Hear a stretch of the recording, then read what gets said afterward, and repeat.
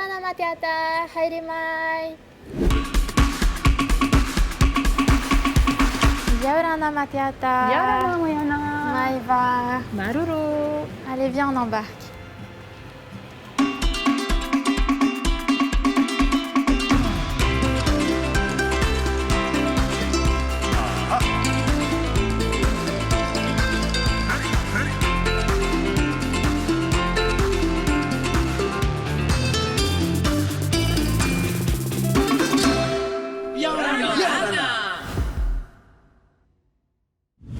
Matiata, tout d'abord, je te souhaite la bienvenue dans les studios Trek. Maruru.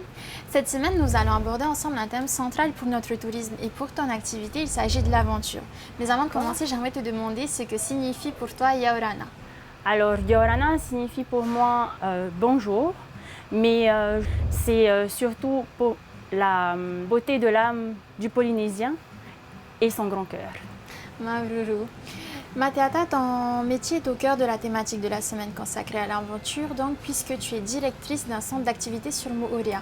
Peux-tu déjà m'en dire plus sur ton activité? Alors oui, on est une entreprise familiale qui a fêté ses 30 ans cette année et on propose des activités nautiques et terrestres basées sur la découverte de la beauté de l'île de Moorea. La Polynésie française est connue pour son aspect reposant, mais elle offre également son lot d'aventures. Quelles sont justement les activités que les touristes peuvent expérimenter lors d'un séjour chez nous? Alors, c'est vrai que la Polynésie attire souvent les honeymooners qui viennent célébrer leur mariage, mais elle propose aussi son lot d'activités fun, aventures. Ce sont des activités qui permettent justement aux touristes de découvrir à l'intérieur de l'île, la beauté de l'île, mais aussi de nos lagons, et avec un petit peps de fun. Et penses-tu justement que ces activités incitent les visiteurs à séjourner chez nous? Est-ce un réel motif de séjour? Ici en Polynésie, ce qui fait au fait la différence aux autres destinations, c'est que le Polynésien a une belle âme, un gros cœur. Le Polynésien en général, il a un amour pour sa culture, il le transmet dans ses tours. C'est-à-dire que quand on va dans une randonnée, avec un guide local, il transmet sa culture, son amour pour la culture aux touristes. Et c'est souvent en racontant les légendes de nos îles, nos traditions. Et je pense que le touriste est ravi de voir ça. Effectivement, c'est le savoir-être polynésien qui donne du charme à nos activités. Et à ce sujet, tu parlais de guide local. Je te propose justement d'aller à la rencontre d'un guide de randonnée. C'est notre rubrique employé de la semaine. Hey, Yorana Tatoporo, bienvenue sur les sentiers de randonnée de Bora Bora. Sereva.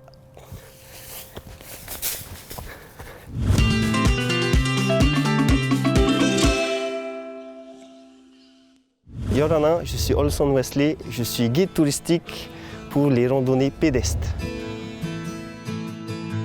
Ma journée commence par checker les réservations. J'envoie par mail le descriptif de la randonnée.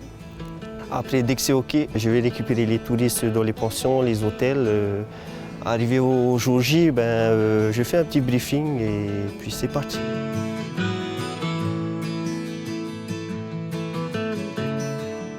Lorsque j'emmène des touristes, ils ont tous des objectifs différents, c'est-à-dire il y en a qui partent plus pour le sport, et il y en a qui partent pour la découverte, les points de vue, ou sinon c'est plus culturel par rapport à la flore, notre culture. Hein. Et moi, mon rôle, c'est un peu d'être un peu comme un caméléon, c'est-à-dire s'adapter à différentes situations.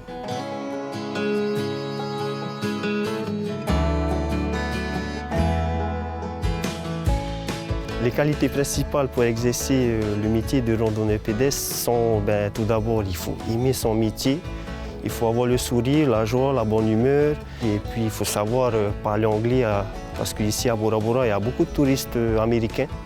Et puis le rôle primordial du guide de randonneur pédestre, c'est bien sûr la sécurité.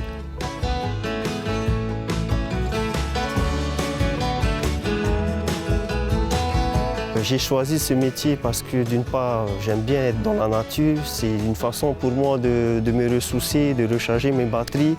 C'est une façon aussi de montrer mon feeling aux clients.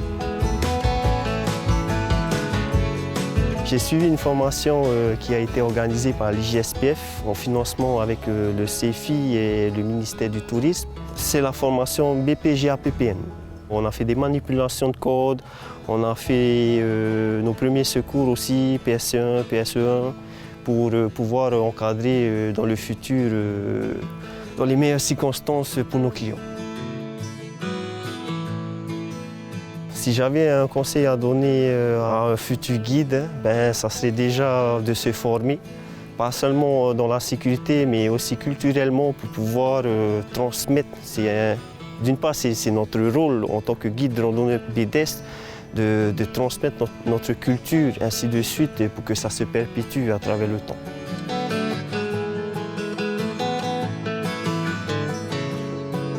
Ce qui me plaît le plus dans mon métier, c'est de m'évader en pleine nature et je peux vous présenter mon bureau qui est juste ici derrière moi.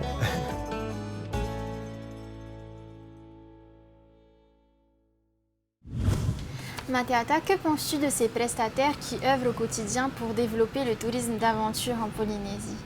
Ce sont quelque part les porteurs de drapeaux polynésiens. C'est important qu'ils transmettent justement cet amour pour leur culture à travers leurs prestations. Je vois aussi qu'aujourd'hui, on a de plus en plus de prestataires qui proposent des activités avec beaucoup plus d'adrénaline, comme le skydiving, l'escalade et le canyoning aussi. Ça tombe bien que tu me parles d'activités à sensations fortes. Je te propose de suivre Tiga, notre touriste professionnel, qui est allé s'essayer à une activité forte en adrénaline. Tiga, Yaurana, est-ce que tu m'entends? Yaurana Moeana, oui, je t'entends. Alors, tu es où cette semaine et quel atout de notre destination vas-tu découvrir? Puisqu'aujourd'hui le sujet c'est l'aventure, j'ai décidé de me lancer un immense défi, celui de découvrir la beauté du Fénois, vue du ciel. J'ai donc rendez-vous avec Olivier à l'aéroport international de Tahiti-Fa'a pour un saut en parachute. Une idée complètement folle, mais c'est aussi ça, être une touriste professionnelle. Allez, c'est parti!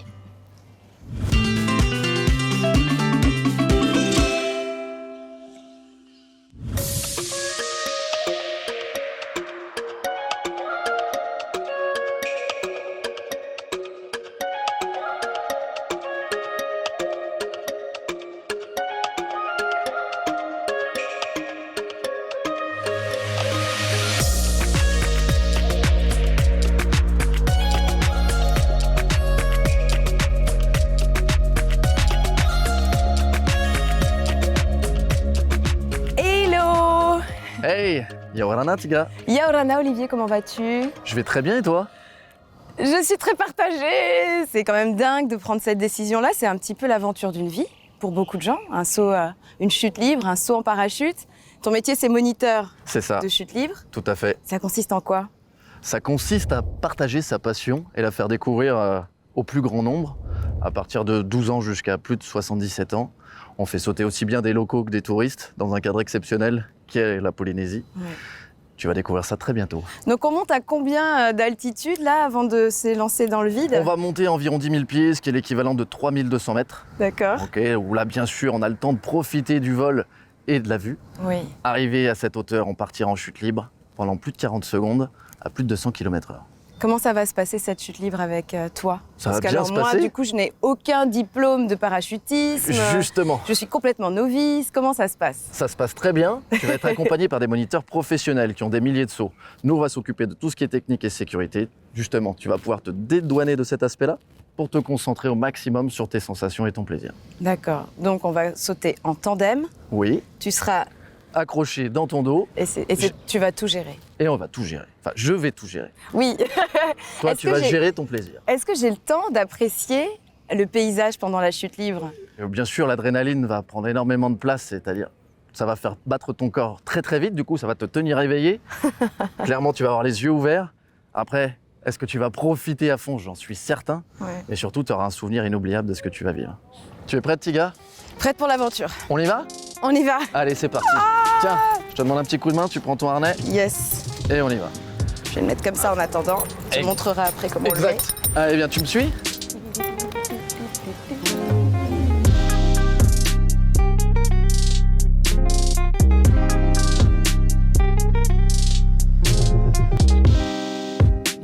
Il est où notre avion? Ah, aujourd'hui, il y a une petite surprise pour toi, Tiga. On va pas sauter d'un avion comme d'habitude, on va sauter d'un hélicoptère. C'est possible de sauter d'un hélicoptère? Eh oui, c'est possible. Les sensations sont légèrement différentes d'un saut d'avion. Pourquoi? Parce que l'hélicoptère va avancer beaucoup moins vite. D'accord. Du coup, qu'est-ce qui va se passer? On va avoir une sensation d'accélération encore plus importante que celle de l'avion. Et du coup, on va partir de zéro pour atteindre 200 km/h en environ 8 secondes. Et après, on est posé sur l'air et là, justement, on va pouvoir piloter son corps directement sur l'air à 200 km/h. D'accord. En tant que touriste professionnel, choisir de faire une chute libre au-dessus de Tahiti, est-ce que c'est un bon choix? Bien sûr, c'est un bon choix. Tu vas vite comprendre pourquoi. Là, on va avoir une montagne qui fait 2200 mètres autour de nous. On va être au-dessus du lagon, au-dessus de l'océan. Et bien sûr, avec une ligne d'horizon à quasiment 360 degrés, tu vas te rendre compte que pour sauter, c'est le spot idéal. Est-ce qu'il y a des consignes de sécurité? Je suis tout oui. Alors justement, oui, bien sûr qu'on va avoir des consignes de sécurité. C'est pour ça qu'on va faire un briefing là dans l'immédiat. Je vais te demander ton harnais, s'il te plaît. Mon harnais. Le harnais avec lequel tu vas être équipé, c'est très simple. Il se compose de 2 cuissardes, c'est un peu comme un baudrier d'escalade dans l'idée, sauf que ce baudrier, il a des bretelles. 2 bretelles pour les bras, une sangle de poitrine qui va servir à te verrouiller dans le harnais. Tous les réglages, c'est ton moniteur qui s'en charge. S'il te plaît, ne touche pas tes sangles toi-même. D'accord, C'est pour des raisons de sécurité. d'accord. On aura 4 crochets, 2 au niveau des épaules, 2 au niveau des hanches pour être bien accroché sur le parachute et bien sûr à ton moniteur. D'accord. Pour partir en chute libre, on te remettra une paire de lunettes. Pourquoi? On chute à plus de 200 km/h. 200 km/h devant dans les yeux, Oui. ça fait pleurer. Oui. Ici, t'as pas envie de pleurer, à part de joie, juste parce que c'est exceptionnel encore une fois. Mais pour des raisons de confort, tu vas mettre ces lunettes juste avant de quitter l'hélicoptère. Oui. Et on les enlèvera quand on sera sous le parachute en les mettant autour du cou pour pas qu'elles tombent dans l'océan. Voilà. Ok? Très bien.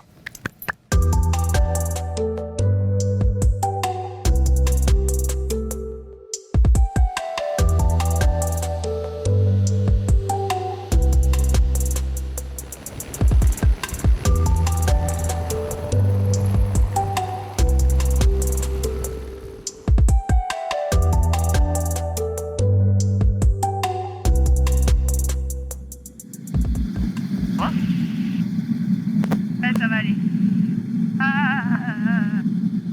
Je me rends pas compte encore. Et tu vas voir, quand je te dis que c'est le kiff, pas pour faire de la pub. L'écho, c'est super, surtout à Tahiti, vraiment canon.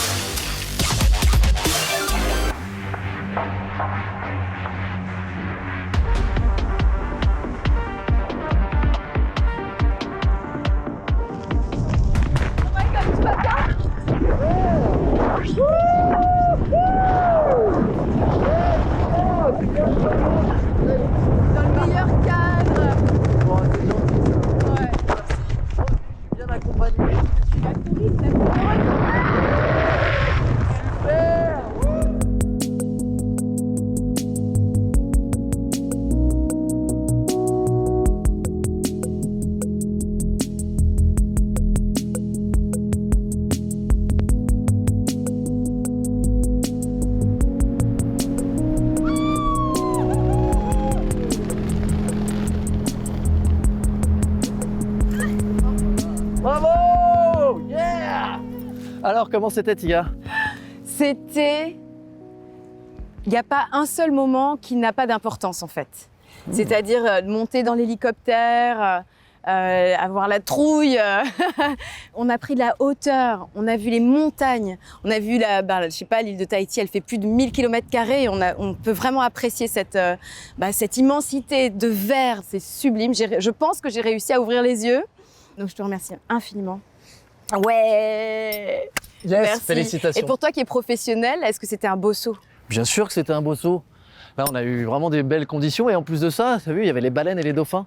Avec les émotions, tu t'en es pas obligatoirement rendu compte, mais elles étaient juste ici à côté de nous. Ça fait vraiment partie de ce que tu aimes le plus partager avec les touristes. Aujourd'hui, ce qui nous rend riches, c'est justement ce qu'on va pouvoir partager avec les autres.